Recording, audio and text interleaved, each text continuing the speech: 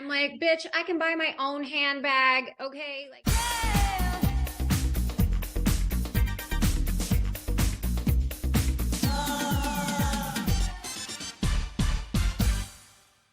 All right, everyone. I am really excited for this next guest. She's an author. She's a real estate agent, and you can check her out on the latest season of Million Dollar Listing LA that premieres tonight on Bravo. I have Miss Tracy Tutor with me today. Hi, hey, Tracy. Melissa, how are ya? Good. How are you? I'm good. I'm just on the West Coast, loving the sunshine right now, but it's freezing in my house, so I'm wearing a little sweater today.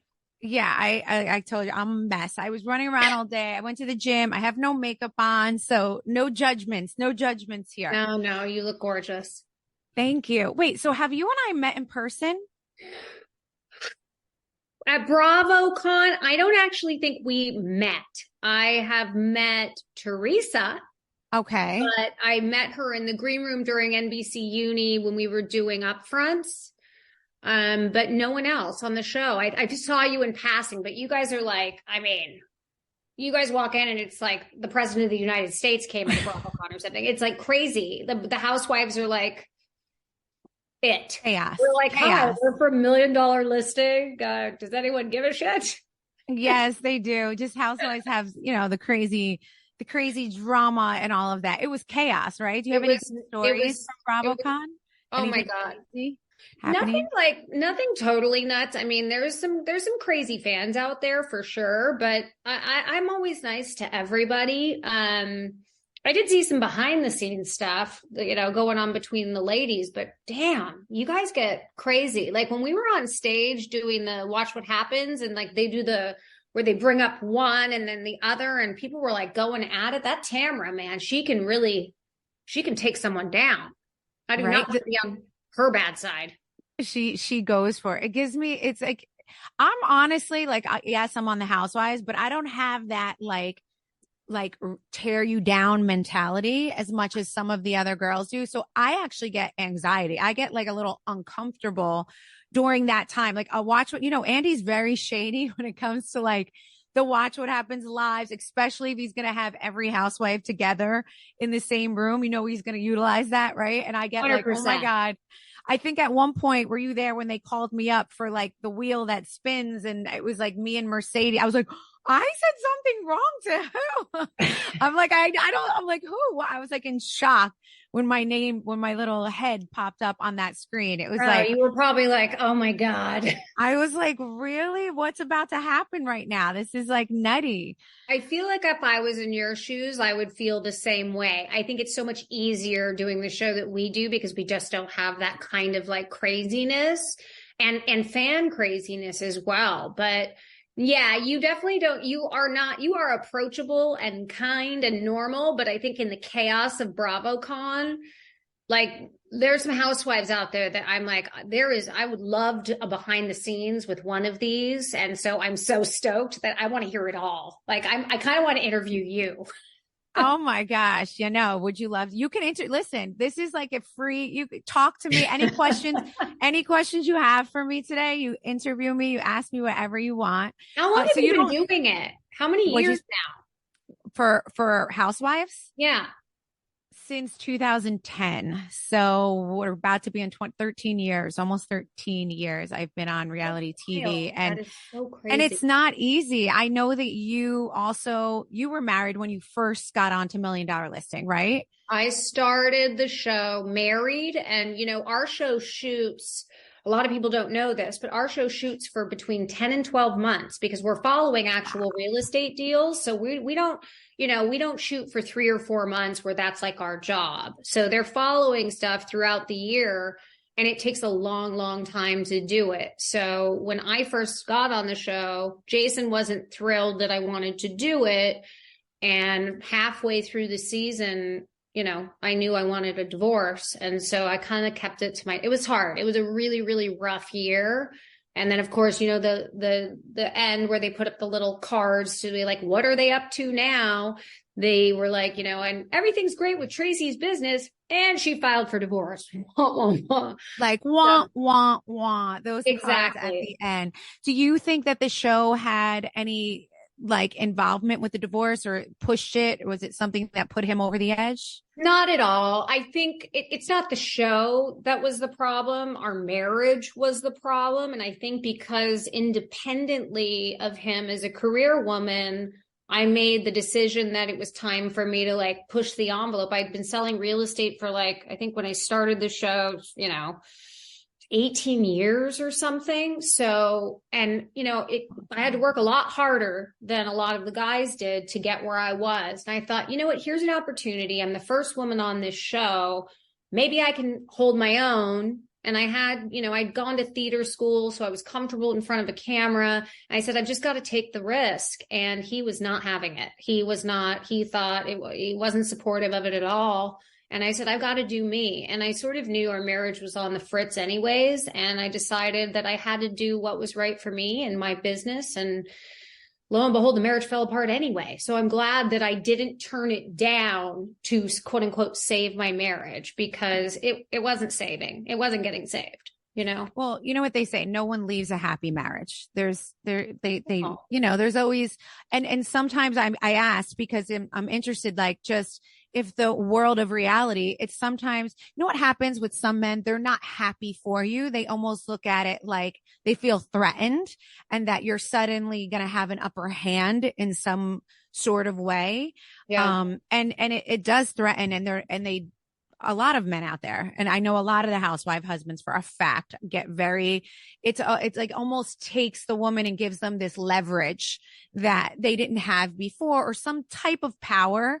And a lot of the men, instead of being happy for the ladies, they get jealous, and it causes a lot of rifts and problems. And they'll start making a lot of the ladies feel guilty that they're even taking this opportunity. And you're a mother and you're a wife and you're all these other things. Like, why do you need to show off on this reality show?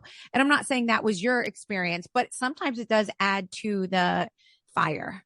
I mean, the truth that you're absolutely 100% right. And it was not any different in my experience. I also think, I was financially sort of the breadwinner in the relationship. So I already had a little bit of that sort of struggle between masculine and feminine, and him being the man of the house. And I always allowed for that. But I also felt like I had the right to be successful and be comfortable with that. And I earned a living so that I could make decisions that I wanted to make for the betterment of my own family. And I made that decision. And it was not, it was a lot of, I was with Jason for almost 17 and a half years by the time we got divorced. And, the last year of it was, plagued by, infidelity and other stuff, which I haven't talked about ever before. And recently I was talking to Jeff Lewis about it. And I was like, you know what? It's 4 years later. We're in a good place. He's married. We're friends. We're happy. It took me a long time to recover from it. Why am I still keeping this a secret? Why can't I be open about it? Because candidly, it was my first year on the show and the fans gave me a lot of shit. I was one woman on a male dominated cast, and it was really difficult, right. It was hard enough being the only woman and being judged for not being as good as them or being too sexy or whatever it was that first season. It was hard for people and women to embrace me. And then when I got divorced, how could you leave that man who was so good to you? You're a selfish, career-driven woman. And, they didn't know anything. And forever I kept that to myself. But, the God's honest truth is it was a really difficult time. Really. Right. And listen, I can totally imagine. I've been married for 18 years. So I can imagine what it's like to be with someone. I know exactly what it would be like to be with someone for that long.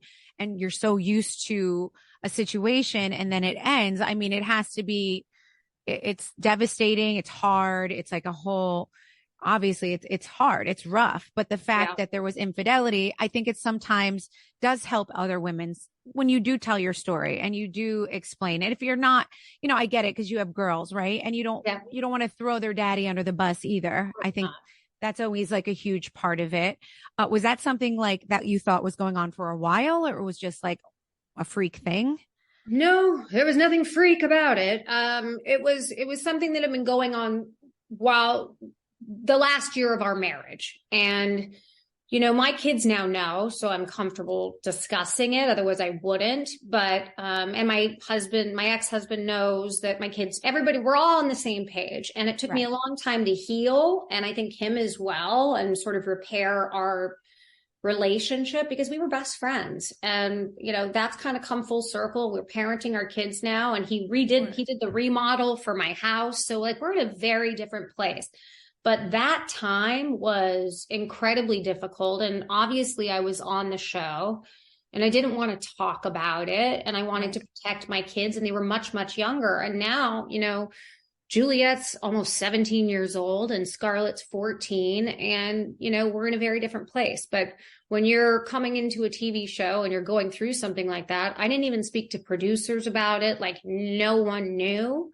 And then, the next season, there was a little bit of interviewing and pushing me to talk about it. And I had to be very careful sort of around my words. And now I feel like a little bit, it's very freeing to sort of talk about it, but not from an angry place. Like I'm past it, but at the time there was so much anger and hurt and deception and betrayal. I couldn't talk about it in a way that was healthy for me or for my kids or for anyone even watching. Now I can talk about it and say, like, how many other women and men can relate to that? And I think when you can talk about it from a healthy place where you've healed from it versus sort of this hateful place where, there were many nights I wanted to, Right. And I'm sure you made the right decision by holding it in, because you probably would have said things that you didn't want to say, or maybe 100%. didn't mean, and you would have talked out of anger opposed to talking out of like facts and logic. Right. So and you're lucky that you're not on a show like Housewives, because if you can imagine how that would have gotten 100% it would have highlighted. Yeah. 100%. I mean, you would have been a superstar. As sad as that is as crazy as that is. Do you know what I'm saying? Because it's totally. You're lucky that you're on a show that it's highlighted, but it's not the center of attraction, your personal marriage life, where Housewives, it is rough, girl. It is rough. We like a therapy session. Each other. Like we could look at each other the wrong way, and it's like, what's going on? There's something happening here. We're going to need to dig a little deeper. I'm like, no, nothing. I actually just think he's an asshole today. Like that's all. And they're like, right. So it's rough, but you're lucky that you were on that show. I know how the holidays get me feeling, with the presents, the family events, the meals, and all the other runaround, which is why I have to tell you guys about the new energy drink mix called Spark. Guys, this is like a great tasting energy drink mix that's sugar-free, and it's powered by 20 vitamins, nutrients, and minerals. With an effective amount of caffeine for an energy boost, B vitamins to support your body's natural ability to sustain its own energy, and neuroactive ingredients to keep you focused and alert, Spark is the perfect solution for your everyday energy needs. This time of year is always crazy, especially the coffee line at the drive-thru. So this energy drink mix is so much easier to just make it home and run out with for the rest of the day. You can find your flavor of Spark and discover more products for all of your health and wellness solutions at avocare.com/Melissa. That's ADVOCARE.com/Melissa. Get 15% off your first order at avocare.com/Melissa today. I mean, does this divorce have anything to do with why your body is so amazing? A couple of your pictures popped up on my Instagram, and I'm like, you're beautiful. I love the way you keep yourself in shape, and you're definitely, your healthy lifestyle. Does the divorce affect that, or were you always that way? I mean, listen, no, I really wasn't. I'm a normal girl. I've always, growing up, I was always a little bit chubby, but I was funny. So like I relied on my personality to get there. But I was never like the prettiest girl in the room or the thinnest girl in the room. And, I had to work hard, and then I think after the divorce, like most women, you go through such a stressful period that you lose weight or whatever. Right. And again, it's now been almost 5 years, but a couple of years ago when I moved almost 3 years ago now, when I moved to Beverly Hills after my divorce and I sold my house, I met a trainer. actually, Is who this the happens to man that you're be, dating that I see also on your Instagram? Okay, good. yeah, Because I was hoping you'd bring him up because I wanted to have a conversation about this as well. So he's a younger man. Is it fair to say that? he is 27. He's He'll be 28 27. in January, and I am Okay. 47. But I'm like playing on the fact that he'll be 28 in January. Yeah. See, you have to 19. just like scale it up. He's 28. There you go. Yeah, Makes it just a little bit better. Okay. right. So let me just ask you because I have multiple girlfriends. I have other people I know in my life who get divorced. They're also, in great shape. They're healthy. They take care of themselves, and they tend to date the younger guys and they're in their 40s as well, or they're in their late 30s. They all swear to me and that the younger guys treat them like a queen, pay attention to their needs, their wants, listen to them when they speak, and that when they dated men their age or older, they weren't getting the attention that these younger guys and almost like it's not even just the word attention. I think it's more of like just the way that they kind of embrace you and they're Right. like almost obsessed with you. Do you find that's true, or were you dating the older men first? I dated older guys first. I had two boyfriends after my divorce. One was like 55 and the other one was like 52. And I was in a relationship with both of those guys. And good guys, not for me in the long run, but it took me a minute. Of course, after Jason, I was like, I need to find someone older who's more financially secure. Right. And, maybe I don't have to work as hard, that kind of thing. And for whatever reason, those two obviously weren't right for me. And I was doing my own thing and he was training me and I was getting in shape and I had no idea that he was interested in me. And, he just made a move one day and I was like, you're so ballsy. Like, I can't believe like, you're just like going for it. But he picked up the phone and called me and asked me out to dinner. And I'm like, the 52-year-old boyfriend I had texted me for the first, you know what I mean? Like there was a certain, honestly, Melissa, I think it's generational. Men are a little more connected. They're a little more self-aware. Maybe dare I say feminine? Like I think.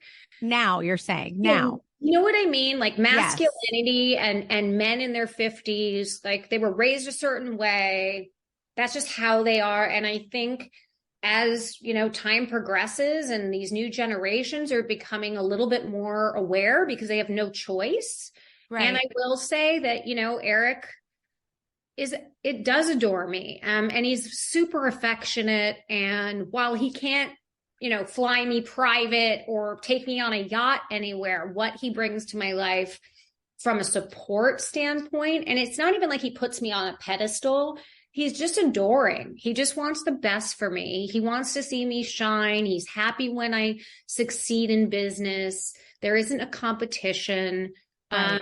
He roots for you. He roots for you. He wants to see you do well.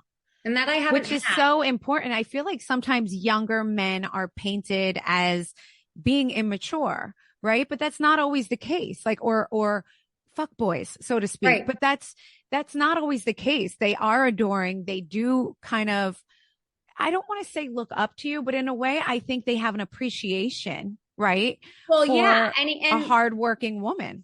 And by the way, of course, everyone said he was a fuckboy. And at first, maybe I was looking at it as it's almost been 3 years. Do you think that I thought that this is how it was going to go down? I really didn't. Like I was having fun or whatever.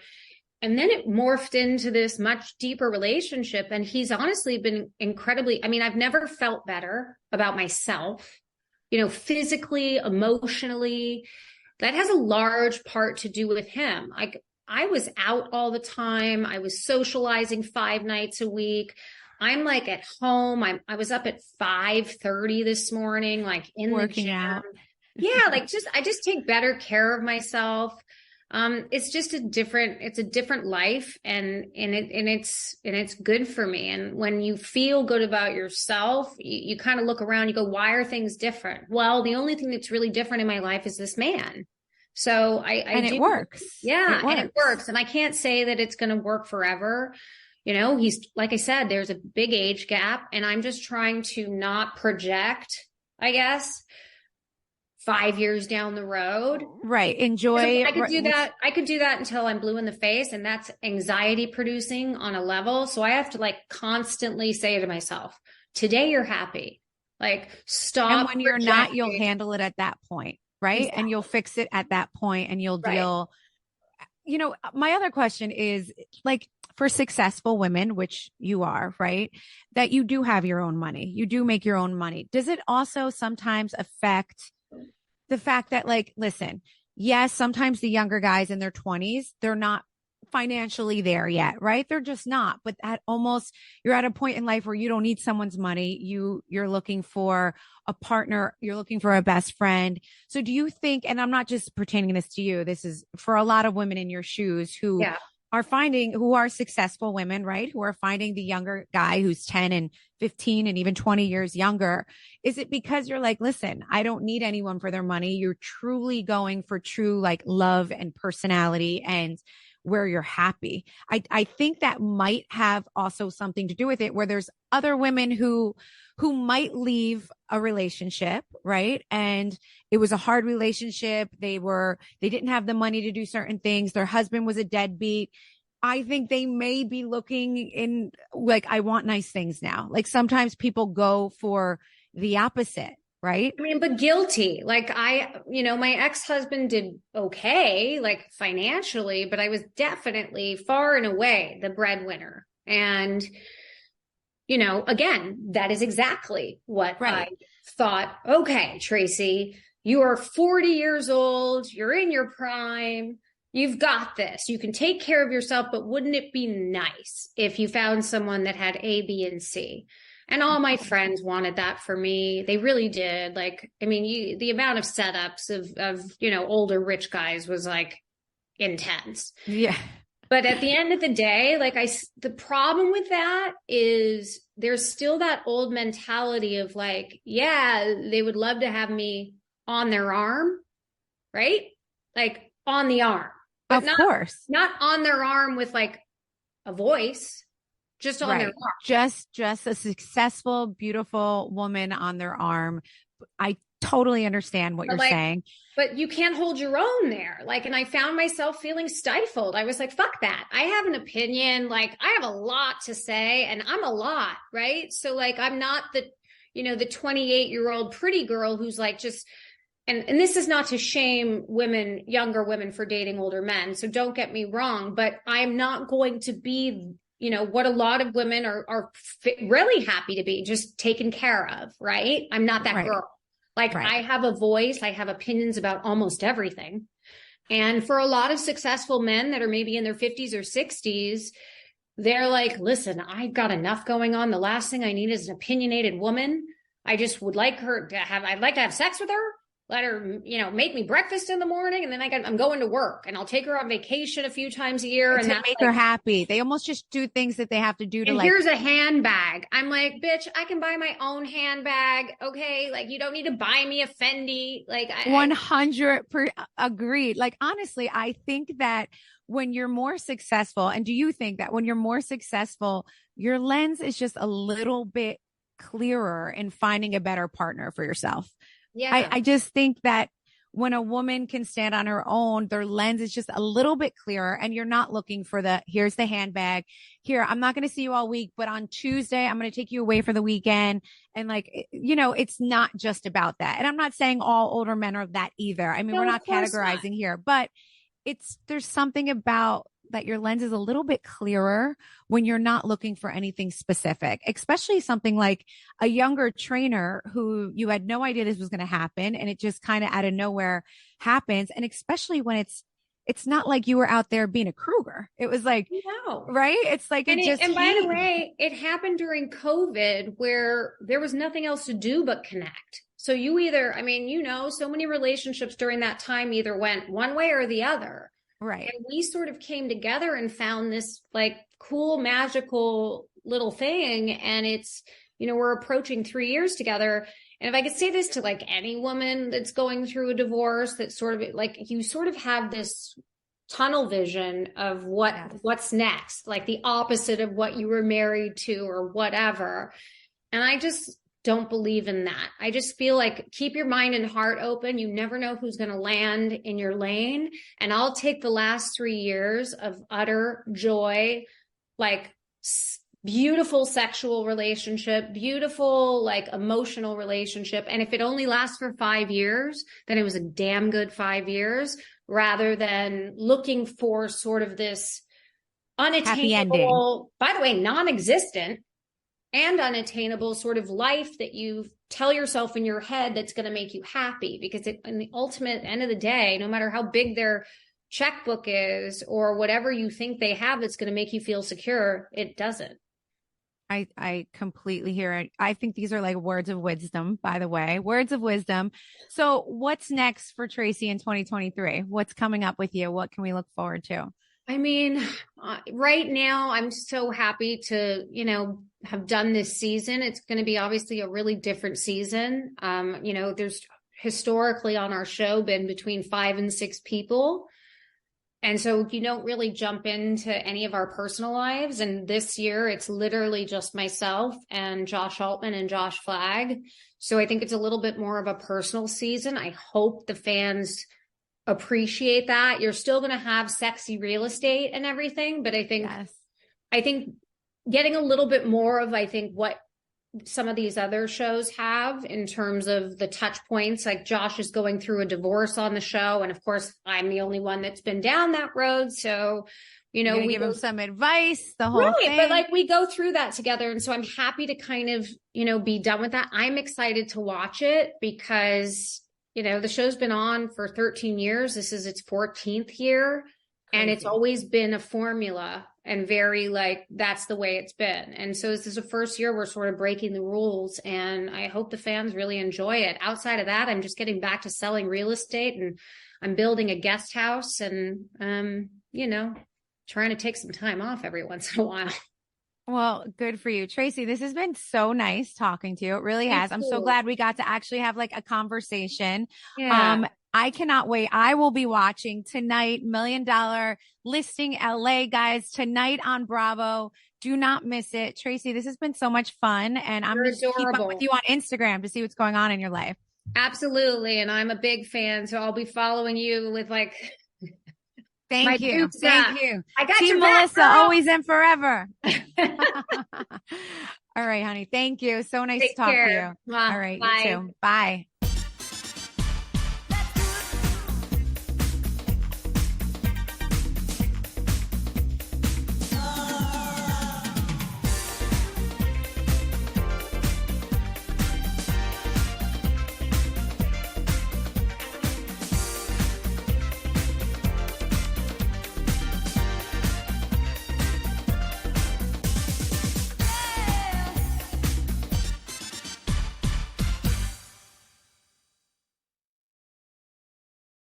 I'm Lola Blanc. And I'm Megan Elizabeth. And we're the hosts of Trust Me, the podcast about cults, extreme belief, and the abuse of power. Now on Podcast 1. We're real-life cult survivors. And we're here to tell you anyone can join a cult. If you've ever dived headfirst into a new self-help program, or believed wholeheartedly in a spiritual practice, or even just trusted someone with your life, guess what? You're just as susceptible as everyone else. No one is safe, especially not Megan. I'm the most susceptible. We want to debunk the myth that people who join cults are uneducated or naive or broken, because anyone can be manipulated by a narcissist or feel good in a new group they've joined. And we should know we both have been. Join us every week as we explore the world of extreme belief, talk to survivors and experts, and share our own experiences with cults and the abuse of power. Don't be fooled. You might be next. Get new episodes of Trust Me every Wednesday on Podcast 1, Spotify, Apple Podcasts, and anywhere you get your podcasts.